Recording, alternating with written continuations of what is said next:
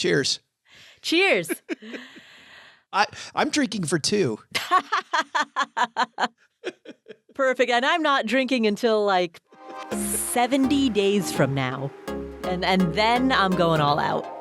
I'll celebrate with you. Speaking of celebrating, Joe, let's celebrate the fact that you can afford anything, but not everything. Every choice that you make is a trade-off against something else. Aren't trade-offs fun? And that opens up 2 questions. What's most important to you? And what are you willing to shelve or sacrifice in pursuit of what matters most? Answering those questions is a lifetime practice. That's what we are here for. My name is Paula Pant. I'm the host of the Afford Anything podcast. Every other week-ish, we answer questions that come from you, the community. And my buddy, former financial planner Joe Saul-Sehy, joins me to answer these questions. What's up, Joe? I like the ish on the end of that. I know. You know, kinda. I'm rounding the corner in this fellowship at Columbia. I'm 70 days away from being done, but man, I have... You're excited about taking the ish off that, aren't you? You know, I read this book once, years ago, of a mountain climber who summited Mount Everest. And he described the moment at which he reached the peak. He had dreamed of this moment for years, trained for it for years, imagining that it would be this moment of glory or pride or at least some type of positive feeling. But in that moment when he stood at the peak, all he felt was tired. He just didn't care. He was like, I made it, let's go. You know, he did not care. He was too exhausted to care. And when you're climbing Everest, the true finish is not the peak, it's returning to base camp.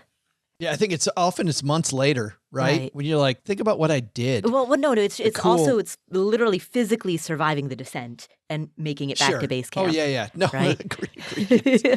Yeah. I don't know how many people, you've certainly heard my story, but one of my best friends has done Everest twice. And the way down is really the bigger danger because you're not on your guard anymore. You're like, oh, I made it. Okay, I'm good. No, you're not good. You've got this big thing. Right. I'm sure we could make some kind of analogy about asset accumulation versus asset preservation. But we won't. Because everybody knows. I will tell you this. Everybody knows where we're going with that. I mean, come on. Just think of the best analogy there, and we covered it. But let me tell you this, Paula.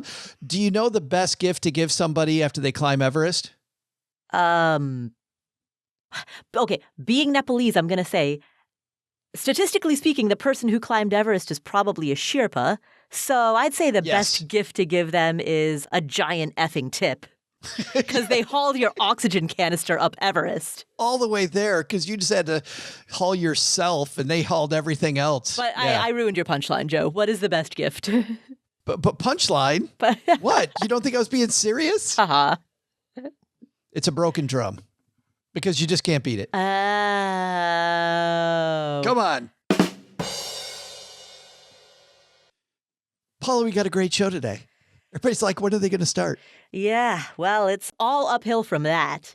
So let's hear from a member of our community named Blue, who wants to Airbnb out his place and embark on an epic adventure. And start some entrepreneurial ventures along the way. Here's Blue. Hi, Paula. I'm calling from a suburb outside of Washington, D.C., and I was hoping that you could shed some light on a Coast 5 position that my wife and I are hoping to move into. We are in our mid-30s, recently purchased a home for $500,000. Our mortgage is around $2,400 per month. And we were actually able to tap into a homeowner's line of credit. It's there if we need it. We don't plan to use it, but we do have access to a $150,000 line of credit on the home. And we have been investing in index funds pretty consistently and have about $110,000 in index funds in our retirement accounts. We are building up our emergency fund and hope to have that around $12,000 in the next couple of months. And we've also have the home set up for Airbnb and hope to start renting that in the next month or so as well. And we're going to be camping on the weekends. We don't have any kids or pets holding us down. So we're going to start with the weekends for the Airbnb and then hope that we can establish a solid baseline to see what kind of income we can generate with the home. Our hope is that we can generate about $5,000 a month with the Airbnb, but that leaves us kind of homeless, so to speak. Now, we're trying to embark on a journey outside of the Washington, D.C. suburb area to maybe make our way out west and pursue some new jobs and just kind of a new lifestyle out there. We're wondering if that's the right decision or not. So I'm kind of hoping you can shed some light on us moving into a Coast 5 position where we've built up our retirement accounts, we have our equity in our home, we have some passive income coming through the home via Airbnb. We can block out some certain dates throughout the year where we can go and stay in that home on holidays, visiting friends and family. But we're really disenchanted with our current jobs and current area that we're living. I also want to pursue starting a YouTube channel with some of my interests that include bike riding, skateboarding, traveling, and local food movements and farming and so on and so forth. So we're hoping to kind of go on a sabbatical in a sense and see if we might be able to land some new jobs in a new area that are more in tune with our passions. So anyhow, I was hoping you could shed light on the financial side of things just to see if we may or may not be making the right move. Thank you. Blue, I love your ideas. Let's talk numbers. First, I'm going to dig into this Airbnb proposal. A few things jump out at me right away. Some are broad, macro, and generalized, and some are specific to you. We'll start with the broad macro. I want you, first and foremost, and maybe you've already done this, because there's only so much that you can leave in a 2-minute or 3-minute voicemail, but I want you to deep dive into short-term rental stats in your area. I want you to take a look at how many short-term rentals are out there that are comparable to what you are offering and what type of occupancy rates they have, and do those occupancy rates stay steady year-round? Do they fluctuate seasonally? Do they fluctuate based on certain holidays or events? I want you to take a very, very close look and then compare that information to the information related to midterm rentals, which are rentals that are greater than 30 days but less than 1 year. Midterm rentals are often corporate rentals, things of that nature. You must have flagged the same number I did then. Because the number that hit home for me was when he said $5,000 a month. I just thought $5,000 a month seems like an awfully, awfully big number, not to bring in, but is your take home pay after all the expenses are paid, all the other stuff? Is that where you got tripped up? Well, initially when he said $5,000 a month, he had just finished talking about how they were initially going to live in the house during the week and rent it out on the weekends. Yeah. And so initially when he said $5,000, I was tying it to that idea and thinking, well, $5,000 only for the weekends, that's never going to work. When I realized later that what he meant was $5,000 for a full month, that he... I still didn't recognize that. Yeah. So when they move out west, right, keeping the house and bringing in $5,000. Okay. Yeah. Now I got it. I was like, that is a big. Yeah. that is a. I'm sorry, Blue. I'm not renting your house for $1,250 a weekend. Like, not going to do it. Right. So yes, he means $5,000, and I am interpreting this as your question because it was, I guess, a little unclear to both of us. But my interpretation of your proposal is that when you move out west, you will rent out the home and you will gross $5,000 at full occupancy, or at as full of occupancy as you can potentially get. You will gross $5,000 for the full month. That to me sounds reasonable, but I want you to be very cognizant of occupancy stats in your area because there is a lot of variation in the short-term rental market when it comes to occupancy and vacancy. Recently, as the supply of short-term rentals has increased, a lot of short-term rental owners have seen their occupancy rates plummet. And obviously during the pandemic, occupancy fell to the toilet. But in the recovery that has followed, there still seems to be, in many markets, an oversupply of short-term rentals.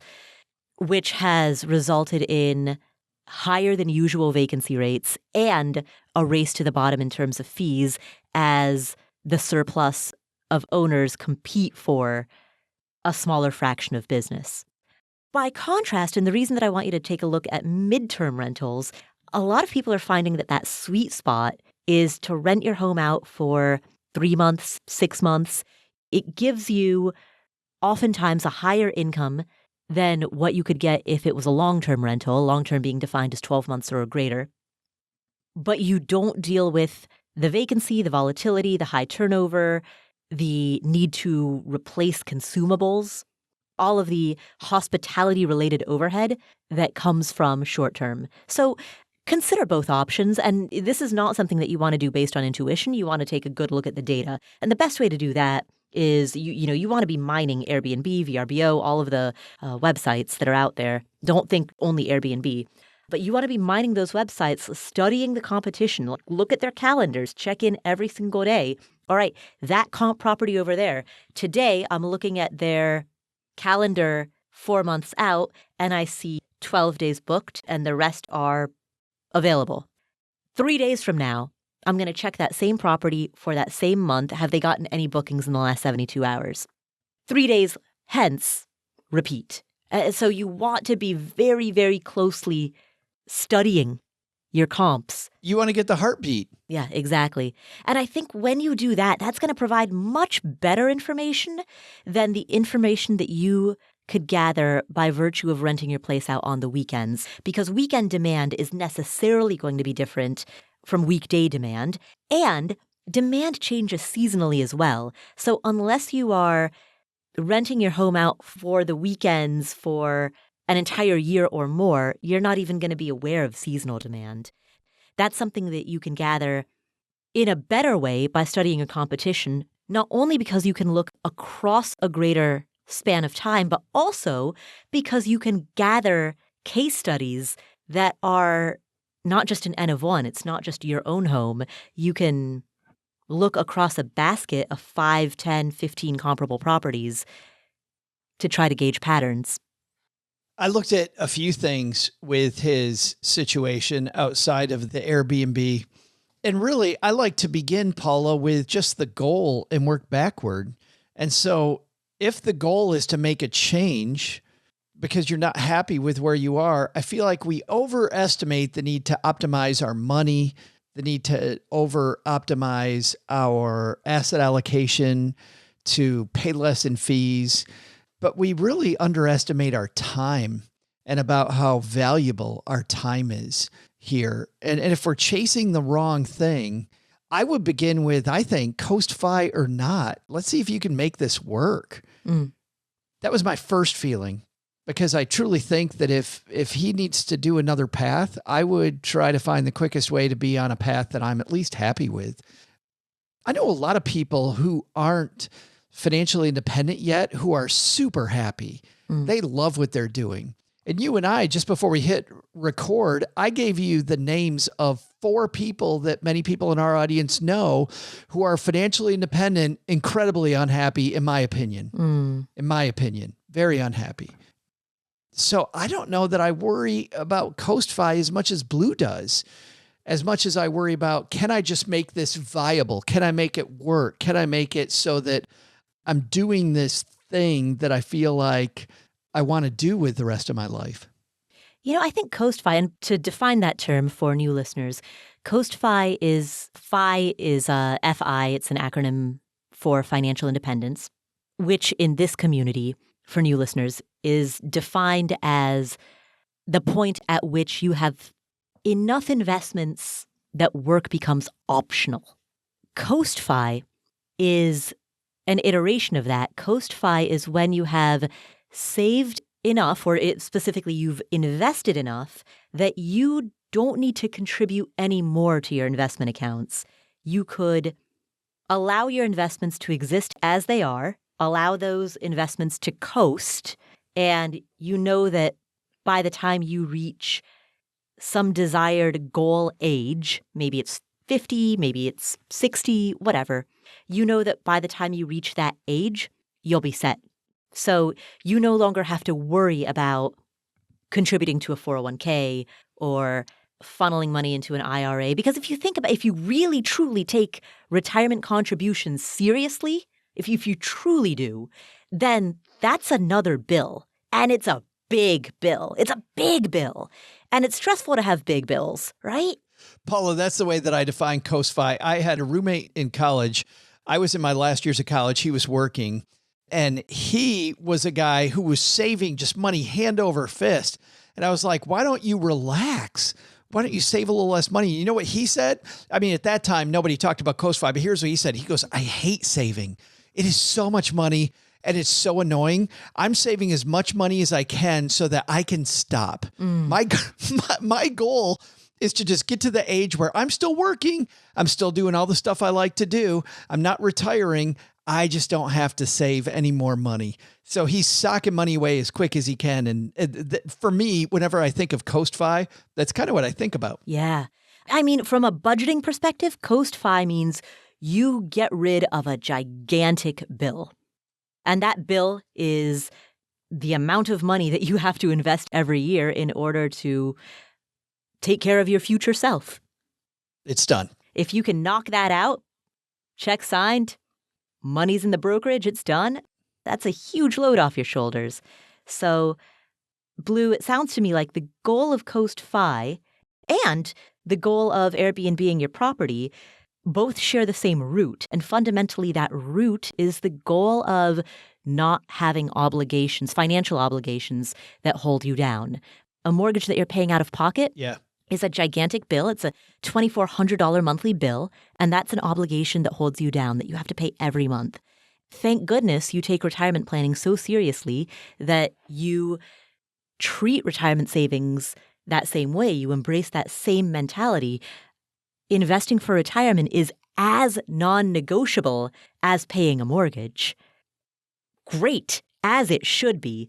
And so for exactly that reason, you want to hit Coast-Fi and you want to Airbnb out that house, right? But I feel like it's also tied to the fact that he doesn't want to have any pressure on his new way of life. Right. Like the less pressure he has on those things, the better. Exactly. Because that means that he can lean into it. But I'll say this, Paula, I don't think the pressure is necessarily a bad thing. I am re-listening to one of my favorite books that I can recommend to our entire audience, Stephen Pressfield's The War of Art. And he talks about resistance and about how we don't do the things that we should do because of the fact that we're not putting the actual work into it.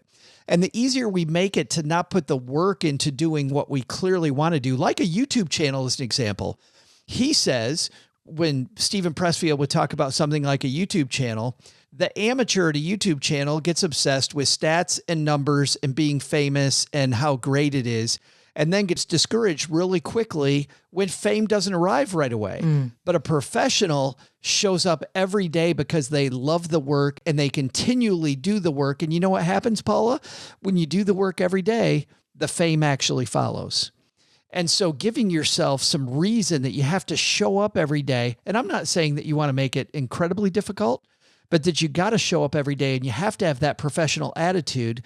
I don't think that's necessarily a bad thing. I'm watching a documentary on Netflix right now from top coaches, and Doc Rivers, one of the top coaches in the NBA, says stress, a lot of people run from stress. He said, I tell my team to run toward it because you learn to deal with it. Stress is going to be in your life no matter what happens. The more you're used to it being a piece of your life, the more when stressful situations happen, the better you're going to be in those situations. Well, I think like all things, it's a balancing game. On one hand, you do want skin in the game, right? When you've got skin in the game, when you've got money on the line, time on the line, reputation on the line, you're going to level up and you're going to show up. Right. You're going to perform. You're going to perform better than you would when a healthy dose of stress isn't there. But in excess, it can be detrimental. It's like the right amount of stress builds muscle, but excess stress on a body breaks bones. So I see Blue's goals of Airbnb-ing out his place and reaching Coast-Fi. I see both of those goals fundamentally as the goal of bill reduction. And the reason that he wants bill reduction is to go out west, have some adventure, start a YouTube channel, experiment entrepreneurially. And necessarily, he's going to still have bills while he's doing that, right? Necessarily, okay, let's just say hypothetically, he does his homework and this home could rent out for $5,000 a month. That's still the gross figure. He's going to need management. Short-term rental management is very expensive because turnover is the most expensive piece of welcoming people into your home, whether they are tenants or guests. And this is why, by the way, Paula, I think that's why you were talking about midterm, right? Because that's going to reduce that expense a lot for him.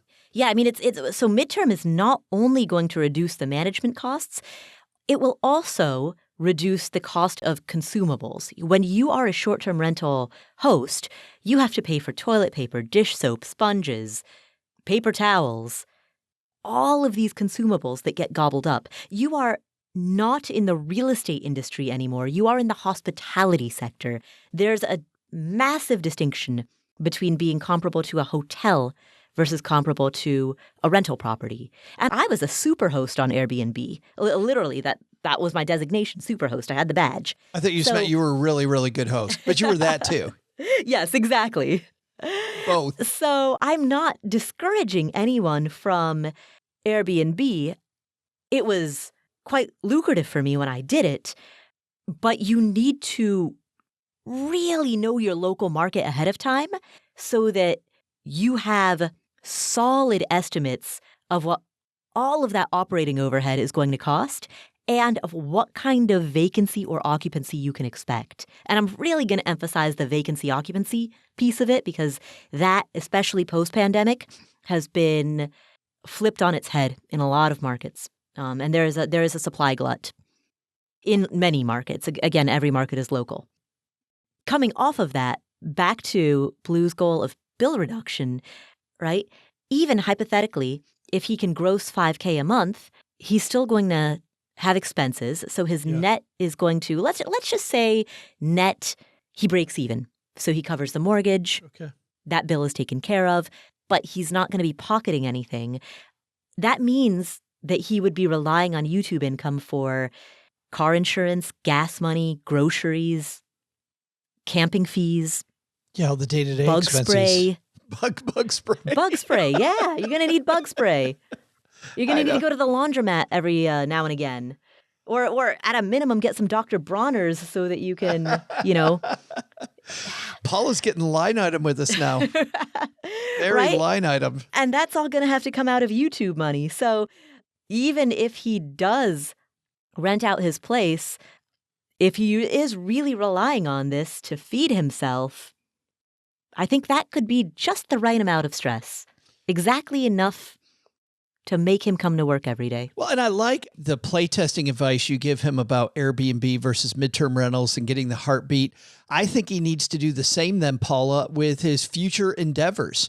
I would start taking some trips out west, hopefully for some extended periods of time, meaning not for a week. But if there's any way, I don't know what he does, but if he could stay for a month at a place, that's even better, right? YouTube channel, you and I know this because we're in that community of creators. He wants to start that YouTube channel now. And he wants to begin playing now so that when he's ready to go pro later, that he knows what a lot of these things are that creators talk about that to the average person, we could bore people to tears with the stuff that we didn't know about when we started that we know about now that is serious friction. And so, but you got to be in the arena to do that. So I would start the YouTube channel now. I began playing around as much as he could on weekends, getting things going, starting to build a community, realizing how much it has to do with marketing and not just videos. Man, so many things to learn. Start while he has that income stream going now, playtesting out west and with YouTube. And I think he's going to be a lot happier that way too. Yeah, exactly. Learn to make good thumbnails. Learn to write good SEO headlines. Which is ChatGPT. It's ChatGPT right there. I haven't tried that for headline writing. That's a good idea.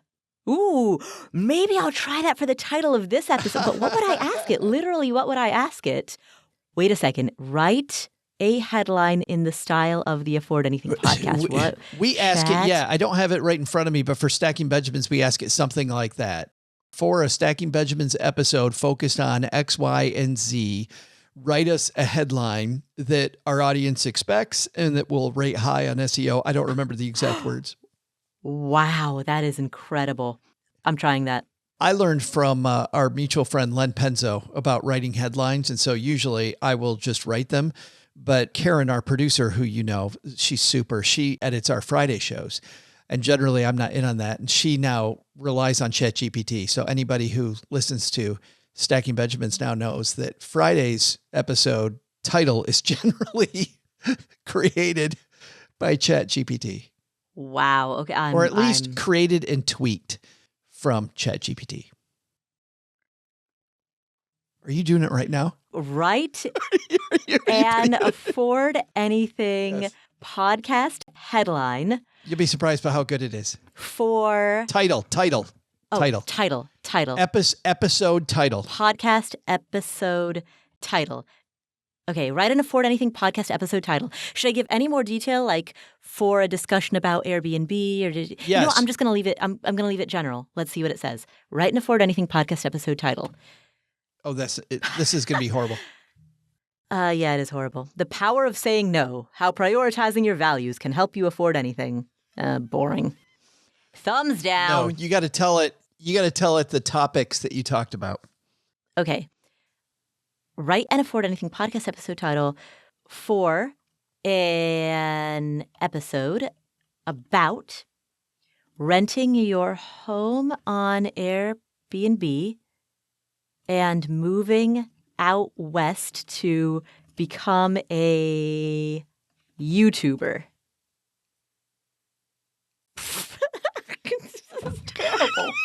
This is terrible. From Airbnb host to YouTube star. One woman's journey of pursuing her dreams and affording anything. Wow, that's awful. That is awful.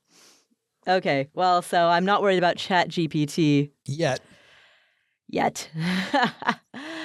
But Blue, going actually to your YouTube venture. I didn't know you were still recording. I thought that was just for you and me. Oh, no, that's for everyone. That's live. That is live.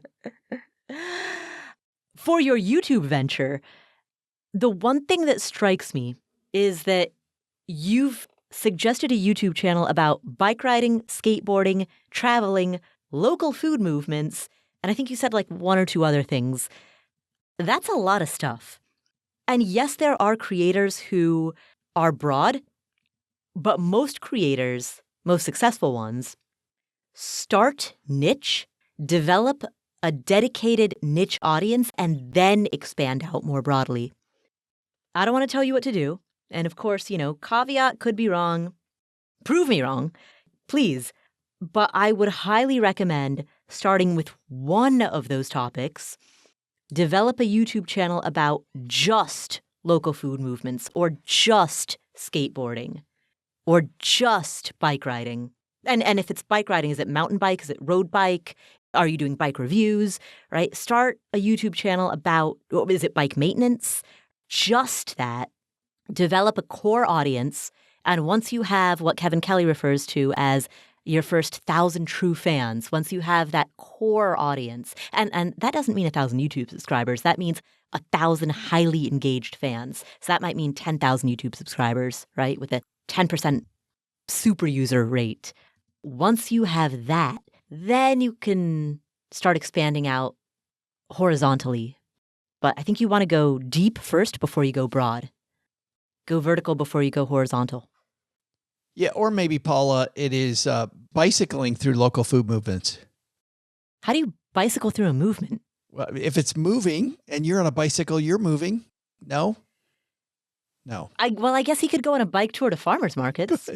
He could. Yeah. Wouldn't that be a niche? That'd be a niche. Be a big niche. I don't know. I do agree. Focus on one of these things, especially since all you're truly doing is learning how to make the videos. You're learning how to set up the shots. You're learning how to do your scripting. You're learning how to do it. And I wouldn't try to do those with 4 different things. Do it with one, and the knowledge that you gain will last you no matter what you decide to do, if you decide to pivot or stay the same. But if it goes really well with that one, then you can expand. A friend of mine, Janice Torres, who has the Yo Quiero Dinero podcast. I say she's a friend like we go way back. We've been friends for exactly a week. But Janice was a food blogger for a long time. And Paula, she pivoted to money discussions. And it was her food blogging, her food YouTube, the food stuff she did, she says served her really well when she started having money discussions. But she didn't do both right away. She did one and then she expanded into the other. And by the way, once you start YouTube, remember, it's not just videos. You're going to be doing live streams. You're going to be doing YouTube shorts. You may be doing subscriber-only content or premium-only content for your channel subscribers. Yeah, this niche, Paula, even as a niche, it's wide. Yeah. It's so wide. Because there's people doing skateboard videos, but they're only doing shorts. Exactly. And so these are some of these battles that Blue's going to be facing that he may not even know about. Right. There are people who do skateboard videos that they only do YouTube shorts and TikTok and maybe some IG reels. That's it. Right. But then by contrast, then you've got people who do longer skateboard videos, like, they go long form on YouTube and then there's a corresponding podcast that goes with it and a Substack. Whole different thing. Don't even consider each other, quote, competitors. Right. I can talk about competitors for a long time about how that's kind of BS, but they don't consider themselves in the same realm. Let's put it that way. Right. I have a friend whose YouTube channel has recently made it big, relatively speaking. He's grown from 20,000 subscribers to over 100,000 subscribers in about 4 months. Nice. Yeah. Wow. So fantastic growth rate. And does he tell you how? He puts enormous research into every video. Just enormous research into every video. Yeah. So he is not creating shorts. He's not doing subscriber-only content yet. He does videos and he does live streams, but they are researched to the hilt. Well, and you know what? It's funny you say he doesn't do shorts. The best shorts are like poetry. Right. And as a creative writing guy, I'll tell you, writing poetry is every bit as hard as writing a novel. Like if you're going to write a really, really, really good poem where every single word matters, that is super difficult. Right. It is so difficult to get all the words correct. There's a famous quote from Mark Twain where he's written a very long letter to a friend. And at the end he said, "Oh, I'm sorry this is so long. I didn't have time to make it short." Right. That's so good. Right. So good. And what he means is the editing is... And there's another key to YouTube, Paula, editing. Mm-hmm. Like a lot of the magic, as you're bringing up right now, is in the editing. And then you get into all the different software choices you have and the ways to edit and the techniques to edit and start it now, Blue. I think what we're both saying is start it now. Do it now. Yeah. I like this question because this merges both real estate and entrepreneurship, which are two of my favorite topics. I couldn't tell. I had no idea. Particularly digital entrepreneurship. But not ChatGPT. That loser can't write and afford anything title. Seriously. All right. Well, thank you for your question, Blue, and best of luck. Our next question comes from an anonymous caller. Oh, and Paula, you know what that means? While Paula's on her sabbatical and she is at the Columbia School of Journalism, that means that she is finding famous journalists who she respects or wants to pay homage to or whatever. And Paula, last time you had me do it. I'm not taking that again. I'm not letting you off the hook. I think you need to get this done. So who's it going to be? There was a photojournalist who became well known for documenting the Great Depression and has produced some of the most compelling images of the Great Depression that lived through history. And so in honor of him, his name is Walker Evans. Our next caller is going to be named Walker. Hi, Paula and Joe. This is Anonymous, and I have a question on the topic of sabbaticals. My family and I live in a town we love, and we both have jobs that allow us to work very little and still earn a reasonable standard of living. We have the opportunity to take a year-long sabbatical in which neither of us would work, and we plan on spending this time in Europe. We would like to do this because we want to spend more time with our kids, and we want our kids to experience a different culture while they're still young. The catch is that while we currently have a great quality of life, we have achieved that by being with our company for a long time. And if we leave that company to take the sabbatical, we would likely be able to return to that company, but we would likely start at the bottom floor, so to speak.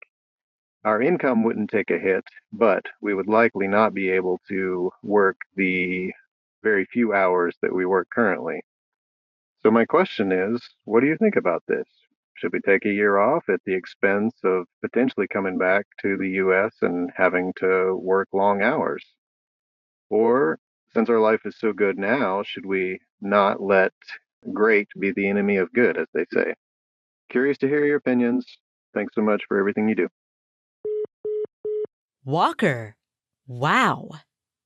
What a fantastic question. Let's explore this from a variety of angles. So the first thing that came to mind as soon as I heard the question was framing it with regard to probability.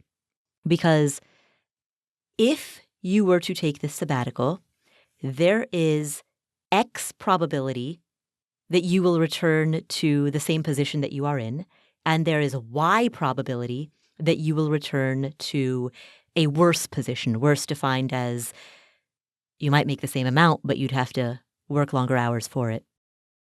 And so probabilistically, the value, if you think of those as two separate formulas, the value of each formula is the cost of the specific event times the probability that that event will happen. And to put that in simple terms, so let me take a step back just to explain this concept, not only for you, but for the sake of everyone listening.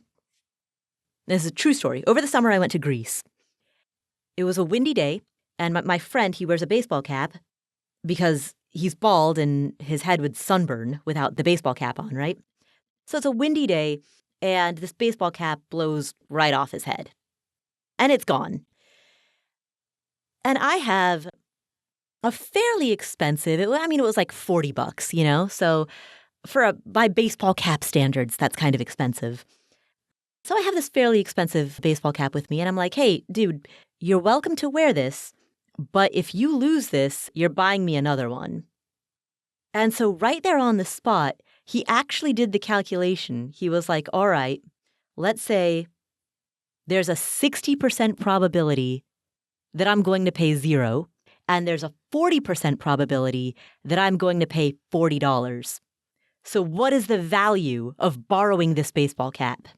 And he did it right. I should note for context, this friend is a Stanford graduate. He was a math major. So this is the way that he thinks. And so this is what we do when we're on Greek islands. These are the kinds of conversations we have. This is daily lexicon. Yeah. No, see, seriously, this is a 100% true story.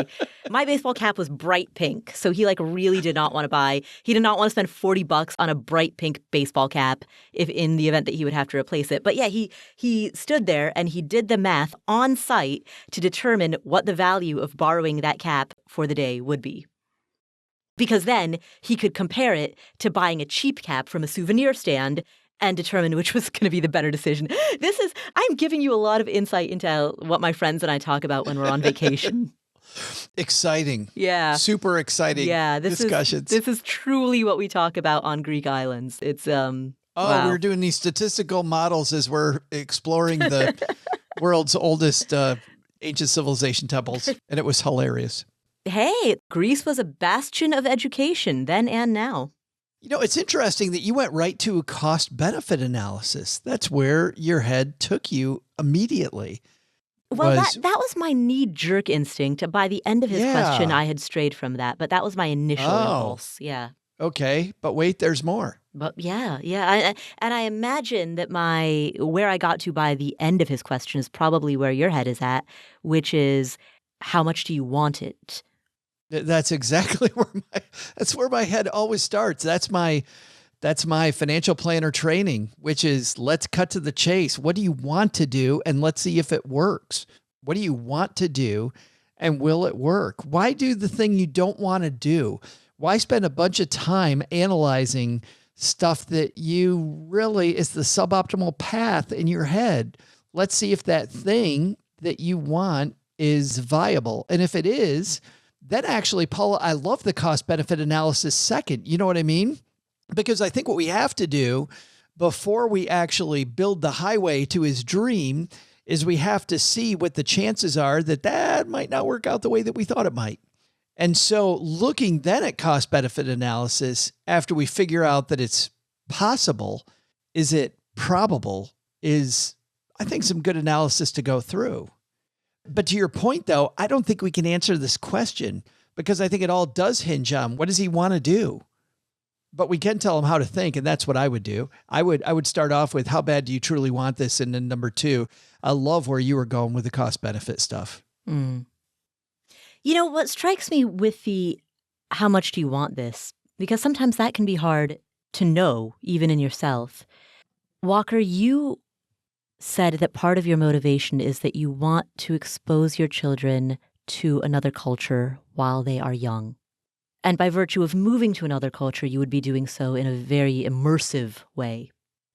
There are two lines of questions that I will develop from that statement. On one branch of the fork, my line of questioning is, what are the attributes associated with exposure to other cultures that you want to impress upon your children? And in what other ways could you teach them those attributes? So if there are attributes related to, for example, open-mindedness, adaptability, the consistent questioning of assumptions, social agility, if that is what you're after, then I would, at a minimum, as a thought experiment, spend some time thinking about other ways that you could achieve that same underlying goal, i.e. teach those same concepts to your kids, without necessarily taking this trip. And to be clear, I'm not telling you not to take the trip.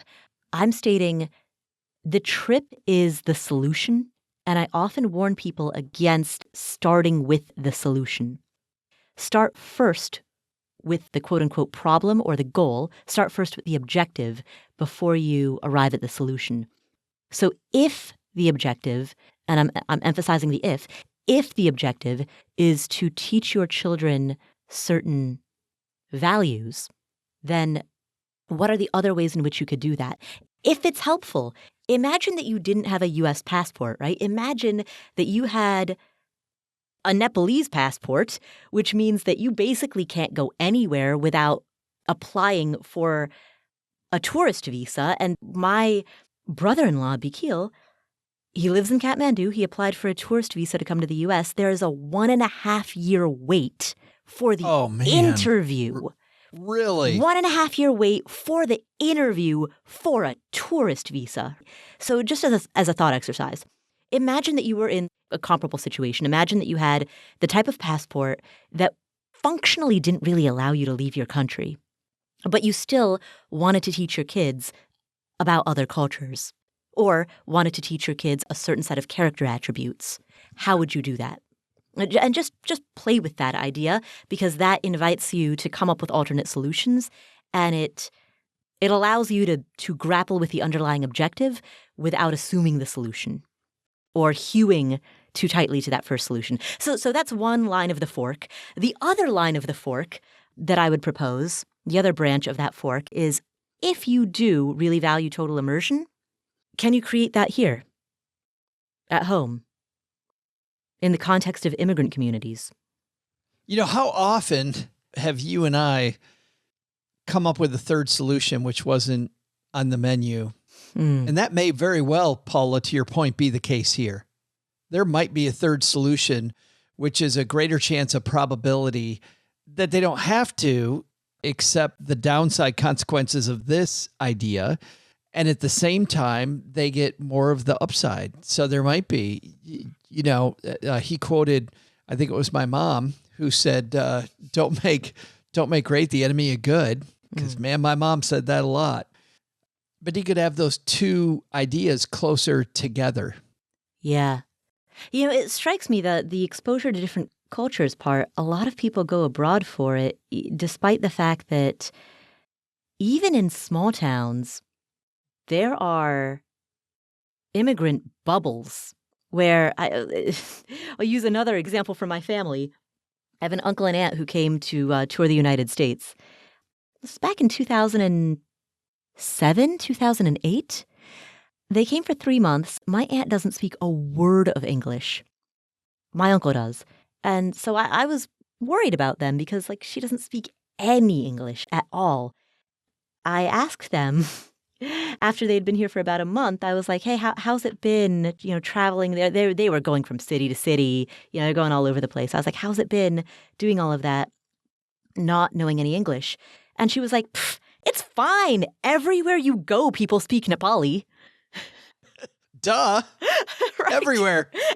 Like everyone. Like Chicago. Oh, no, Kearney, Nebraska. I mean, there's a huge Nepalese population there. That's right. Here in Texarkana. I mean, come on. But it's it goes to show that depending on the people that you surround yourself with, you very well could live in a bubble of your own making, right? You very well could live in a little bubble where you're in the United States, but every person you meet is fluent in Nepali. And I'm not suggesting that that's how you want to live your whole life. I know plenty of people who have lived their lives like that. Do not recommend. But obviously, Walker, you're not at risk of that. You, by contrast, have the opportunity to befriend some of those communities and expose your children to other cultures inside of those communities. And I don't know if there's a large Nepali population where you live, but there might be a large Laotian population or an Eritrean population or a Hmong population. And maybe they have playgroups for kids that are targeted to kids who are the same age as your kids. And that's a way of meeting them and starting to form those relationships. I guess he said Europe, so I don't know, Portuguese population? Yeah. Italian? Norwegian? Luxembourgian? I was just thinking Luxembourgian. I was literally just thinking that. And then there's a country that's even smaller than that. It's that tax haven country. What is it? Monaco. No, Liechtenstein. Liechtenstein. That's the one. Liechtenstein. Yeah. 61 square miles. Yeah, both the people in Liechtenstein love it. And I mean, that said, there are certain elements of being abroad that you will never be able to replicate here. But how many short trips can you go on? Not vacations where you're hopping from place to place to place, but, how many recurring trips to the same village that happen at 4-month intervals, where you're there every 4 months for a week at a time. And you're in the same place, so you start to develop the same friends. And more importantly, your kids start to develop the same friends. I don't know. It sounds like, the longer I talk, it sounds as though I'm trying to talk you out of the idea, and I'm truly not. No, not at all. Yeah, I love the idea. I think it's a great idea. I would not discourage you from doing it. So if on the surface I sound as though I'm trying to talk you out of it, I hope you understand that I'm not. What I'm trying to do is introduce alternates and then invite the question, what are the underlying elements that you're trying to achieve? And are there alternates that could achieve those same underlying elements? I think the answer might be found there, Paula. I think the answer might be in some sort of a middle ground. What I'm most excited about, though, Paula, is that neither option he laid out in front of us sounds horrible. Yeah. I mean, having the great job that they have now and maybe having to cut back a bit, they'll still be able to do some of the education with their kids that they want to do, or this new world. I think they both sound great, but it does feel like there might be another solution. But I still, though, Walker, strongly think, I think the place you begin here is, what do you want to do? And work backward from that point. fully realizing that what Paula's talking about, that there may be other solutions. Don't get locked into the solution. Get locked into what the objective is, which I think there's an important distinction there between objective and the solution. Yeah, don't get locked into the solution. Well said. Well, thank you, Walker, for that question. Have fun with whichever choice you make. Our final question today comes from Melissa. Hello, Paula and Joe. I am a new listener, so please forgive me if I'm asking a question already previously answered. My name is Melissa. I am 44 years old.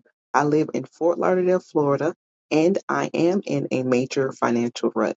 I earn $112,000 a year, but I have no savings and nothing for retirement. I purchased my first home 2 years ago, but I believe I picked the wrong house. I just had enough to get in the home with a FHA loan, but within 18 months, I have had to do $15,000 in repairs. And yes, I have to get loans. I was recently told I have to do another $15,000 electrical repair, which is another loan. My debt to income is about 45% already. I would like to retire at 60 years old, and I need to start somewhere. My question is, can you give me some advice as to where I should start? Melissa, welcome to the Afford Anything community, and thank you for your question. A couple of things strike me right away. One is that if you purchased this home 2 years ago with a 3.5% FHA loan, that means you locked in an ultra low interest mortgage rate compared to the mortgage rates of today. So that's the good news. You got a home 2 years ago that was offered on a very significantly lower interest rate than anything that you could find today. And you're in Fort Lauderdale, Florida, where home values have appreciated significantly. You didn't mention what you paid for the home, but your home is likely to have a good deal of equity growth that has taken place over the last 2 years. Your DTI, your debt to income, is high, and that concerns me, but the specific repair loans themselves do not. And what I mean by that is functionally what you have borrowed / will borrow to be in this house is the amount of money that you borrowed to purchase the house plus an additional $30,000. The $15K in repair loans that you've already had to make, and the $15K in repair loans that you are about to make. So the total amount of money that you have borrowed for this home is the amount that you initially borrowed plus an additional $30K. And sometimes if you look at it like that, rather than thinking of these as 3 separate, disparate loans, if you look at it as a basket sum, this is what I borrowed for this house, it feels a little bit more manageable because then you're thinking of it as one loan or one basket of loans, like this is the loan for the house, rather than as 3 separate loans.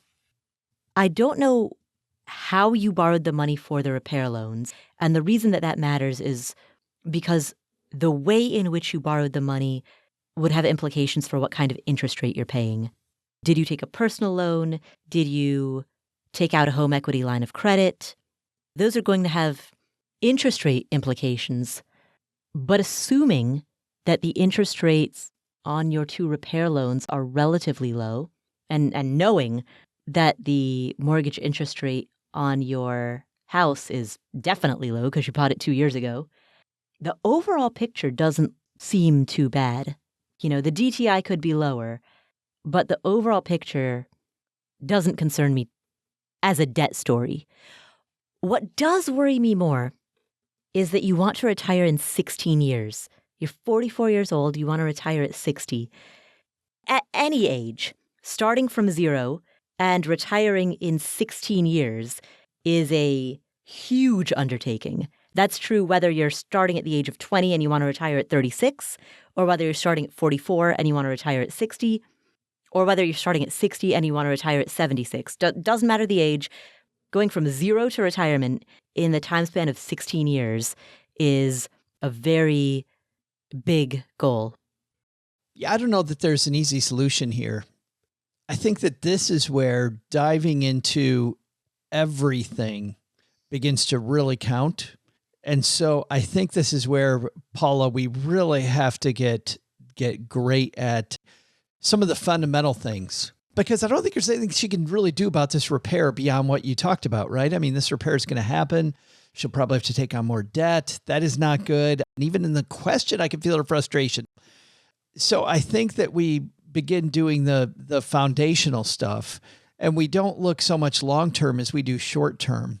So number one, are there expenses that she can cut for the inevitable debt repayment that's coming? And there are three main areas to look at. Housing, we already talked about. We can't really do a lot there. I mean, she could try to move out of this house. She's locked in such a great interest rate. I know, but still, she could try to move. That is always the number one. It's always the most difficult, right? There's three things. And Paula, you already know what I'm going to bring up. So there's number one, but when you lock in number one, it's always the difficult one. Second is transportation cost. I don't know what that looks like. Third is grocery bill, right? Those are the three big things. And one thing that just the average person does is they throw out about a third of the food that they have. So everything from meal planning. I mean, this is when we're looking at really little things. So those are the three basic expenses to cut. But as Paula, you've heard me say before, you can't shrink your way to greatness. Mm-hmm. Greatness is through income streams. So what can we do there? Study after study shows that we are not making as much as we possibly could by doing one of three moves, really. First one is asking our boss for a raise. Studies show our bosses want to give us a raise, but we haven't asked, and they're not going to go volunteer that. So that's number one. Number two is looking at a company using your skills and using the lateral move to do the same type of work, but make more money. And the third is, much like Blue's talking about, having some sort of a side hustle. You don't have to do skateboard videos, but you might have some side income that's coming in that will help you raise the income stream. And then we can start working on a few things. We know this is going to happen again. It will happen again.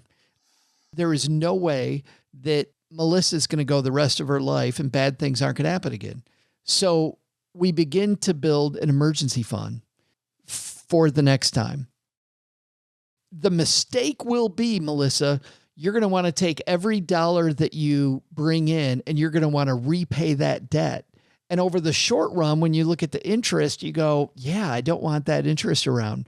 But that is a huge mistake, because life happens and this will happen again. So I would split your debt repayments and to get the debt paid down and put money to the side that's for the next time that this happens. Joe, I'm curious what you think about this. She's 44. She wants to retire at 16 years from now. If she were to pretend that she had a 15-year mortgage, I know she's got a 30-year, or at least I assume she does. It's an FHA loan. But let's say, and Melissa, there are tons of free online calculators, right? Play with these online calculators, figure out what would the payment be. And remember, the total amount that you've borrowed is the initial borrow plus $30K extra, right? What would the payment be to pay that off as though it was a 15-year mortgage? Play with the online calculators, figure out that number, and then construct a budget in which you are paying off this home as though it's a 15-year mortgage. You're not going to refinance the mortgage. You're going to keep what you've got, but you're just going to pretend it's a 15-year mortgage and budget like it is and pay it like it is. And by doing that, that means that when you are 59 years old, 1 year shy of your goal retirement year, this home will be paid free and clear. If you can go into your goal retirement year with a fully paid off home, you're not going to have a whole lot of other expenses. You've got transportation, so car, gas, car insurance. You've got groceries. Those are the other two major expenses that a person has. You'll have property taxes on the home and homeowners insurance. Those never go away. You live in Florida, which is a state with no income tax. So once this home is paid off, you could maybe not stop working completely, but perhaps go to part-time to cover transportation, food, property taxes, and take a partial retirement at 60. I think that accelerated payoff of this home will do two things.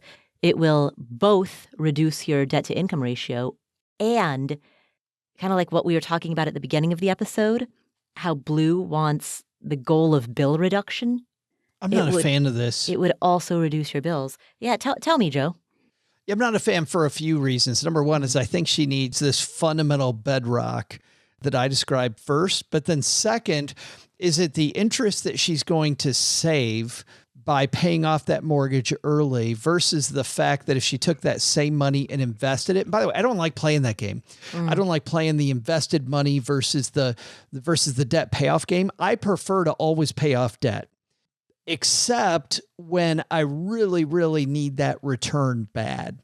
So I will make the suboptimal move of going toward a debt payoff strategy when I can. But here I feel like we need the optimal move. And the optimal move is get money invested, forget about the debt. It's at a low interest rate. You're going to have that payment. We got to beat the payment over a long period of time. We do that through a strategy of buying index funds.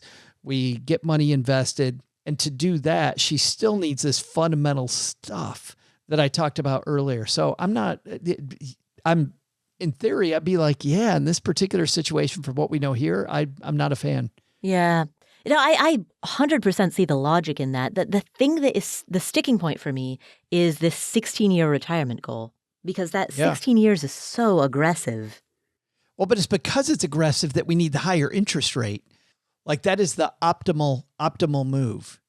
It can't just feel better. It's got to be more. Like we're going to need more with a capital M-O-R-E. So to get more, we got to have a high interest rate. With 16 years, I'm going to bet on that index fund. I'm going to bet on the economy to do what it's done over 10-year periods of time. And that's going to beat the heck out of a pay off the debt early strategy. Yeah. I mean, that's true. I mean, mathematically, that is true. I suppose it depends on what type of retirement you want, Melissa, when you are 60. Do you want to completely retire and not bring in any income, or maybe bring in like 20% of what you're currently making? Or do you want to scale back, maybe go to part-time, bring in 50% of what you're making? You know, what is that retirement going to look like? And how much money, if any, will you be bringing in past the age of 60? Because that to me is, Joe, I think where you're coming from is math and where I'm coming from is risk. Like if she's going to be in a position you're clearly avoiding risk. Yeah, I am. I'm avoiding the reason that I want her to pay off this home before she turns 60 is because holding a mortgage after retirement carries a lot of risk. And so where my brain is at is I want her to get rid of her risk prior to her retirement date. Which is funny because I only advocate taking the risk when I think the math is not going to work, because the math truly works. If the math truly works, I'm going to go with the suboptimal pay off the debt. I do the exact opposite. If I think we need returns, well, then certainly we're going to use math to get that. If I think that we can go suboptimal, then I'm going to do that. So in this case, that's why I'm diametrically opposed. All right. Well, Melissa, you've got Joe and I who have completely. So essentially, I'm saying pay off the home in the next 15 years, and Joe is saying, and I'm saying, Melissa, my way's way better. Yeah, Joe's saying, better. Melissa, make the minimum payment on all of your debts. Just be okay with making that minimum payment, and then shovel every penny that you can into retirement accounts and investment accounts. And if that retirement account gets big enough, Paula, what you do is you use that retirement account then to make the debt payment, right? So you get to the point that money will actually fund the debt repayment for you. That is the goal. We have the same goal. We want to get rid of that thing. But mathematically, I think we can do it quicker by establishing a S&P 500 fund or a total market index fund. I'm kind of agnostic as to which one of those two you use. And that is your debt repayment strategy. Yeah. Take all that extra money. Don't throw it in the 15-year. Let's use some math. Let's use some history. Let's use the fact that the economy needs to continue for us all to continue. And let's put that to work. And Melissa, I don't disagree with Joe. I want to make that clear. Even though we are advocating two different things. I think that what Joe is saying is very smart, totally spot on. So I don't disagree with him at all. I simultaneously endorse his position while also just I'm just incredibly nervous about Melissa holding on to a loan after she retires. And that's why I really want to answer the question of, after the age of 60, is she going to be bringing in money or not? Because Melissa, if everybody has a different definition of the word retirement, if what you mean is at the age of 60 you want to go to part-time and you're still going to be bringing in half of what you currently make, in that case, I'm much more comfortable with going with what Joe is suggesting, because I'm much more comfortable with you having a mortgage past the age of 60 if you also have part-time work past the age of 60. Where my risk tolerance starts to really flare up is the idea that you would have outstanding debt but no income. You could pull early money from retirement accounts at the age of 59 and a half, but you can't even claim Social Security benefits at the age of 60. Nor would you want to. I mean, ideally, you would want to be delaying your Social Security withdrawal for as late as you possibly can. That's one of the best, quote-unquote, returns that you can ever get, is delayment of Social Security. So you want to push that off, which means that if you retire at 60, what are you going to be drawing from? And so that's why it makes me very nervous, that the idea that you would have outstanding debt while simultaneously not having an income and while also having not much to draw from. But, the more I talk through it, Joe, the more I like your idea. Well, I am pretty brilliant. I know mathematically yours is the one that checks out. It's just that math doesn't always account for risk, Well, and the other thing that it doesn't account for, and let me tell you, this is important for Melissa to know too, it also doesn't account to the fact that human behavior is the key. And the path that I'm recommending, not the piece about building a foundation or looking for more income or cutting expenses. I think those are just basic. But this piece about not paying off the debt quickly and instead investing it is a behavioral thing. And I think the thing Paula also will believe is that my strategy is an easy one to abandon when things start to go bad. Yeah. Because it will be a roller coaster ride if you take my advice there. It will be a roller. There's no doubt. Historically, it always has been. Historically, you always won, but historically, it's always been a roller coaster ride getting to the win. And by the way, historically, looking at all the big companies, Fidelity has done this research before. Schwab has done this research. TIA has done this research. So many companies have done it. Behavioral economists talk about it. The problem is not my strategy. The problem is you will abandon it too soon. You will abandon it. People abandon strategies that are like this one. And while the market continues on, people don't, because they give up on it. So if you do take my advice, I think you have to be aware that it's going to be a bumpy ride. So, Melissa, I know this wasn't a clear answer to your question, but essentially, Joe has given you the mathematical answer. I have given you the behavioral / risk-averse answer. Right. The behavioral answer. The one you will stick to. And maybe a hybrid of those two is what you end up pursuing. Maybe you aggressively pay off the $30K in repair loans and pay off the mortgage until you can get rid of the mortgage interest payment that's associated with an FHA loan. So you pay it off until you get to that 20% equity and then switch the strategy, right? Maybe that's the solution. But one way or another, the two buckets that you want to be aggressively filling is the investing bucket and the debt paydown bucket. And I'll add a third leg to that. Start thinking about what income you might want to make past the age of 60. That's going to be the key. So thank you for your question, Melissa. Best of luck with your retirement. And also, congratulations on the home. Florida is a rapidly appreciating market. Property values in many parts of Florida have gone up significantly over the last 2 years, and you've locked in a fantastic interest rate. So congratulations on that purchase. Joe, we've done it. I can't believe we did it. Thank you for joining us. Where can people find you if they would like more of you? You'll find me at the Stacking Benjamins podcast every Monday, Wednesday, and Friday. We've got some great guests coming up. We've got some interesting discussions coming up, Paula. So join us over there for what we call the greatest money show on earth. It's very much a light variety show about financial planning. So come say hi.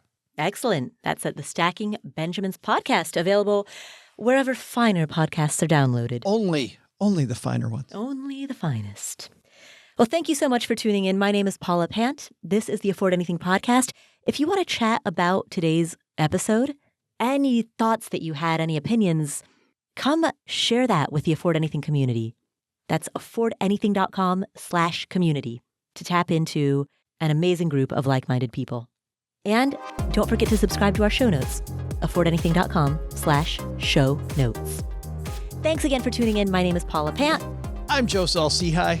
And we will catch you in the next episode.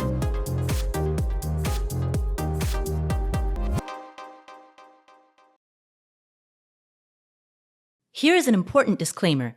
There's a distinction between financial media and financial advice. Financial media includes everything that you read on the internet, hear on a podcast, see on social media that relates to finance. All of this is financial media. That includes the Afford Anything podcast, this podcast, as well as everything Afford Anything produces. And financial media is not a regulated industry. There are no licensure requirements. There are no mandatory credentials. There's no oversight board or review board. The financial media, including this show, is fundamentally part of the media. And the media is never a substitute for professional advice. That means anytime you make a financial decision or a tax decision or a business decision, anytime you make any type of decision, you should be consulting with licensed credential experts, including but not limited to attorneys, tax professionals, certified financial planners, or certified financial advisors. Always, always, always consult with them before you make any decision. Never use anything in the financial media, and that includes this show, and that includes everything that I say and do. Never use the financial media as a substitute for actual professional advice. All right, there's your disclaimer. Have a great day.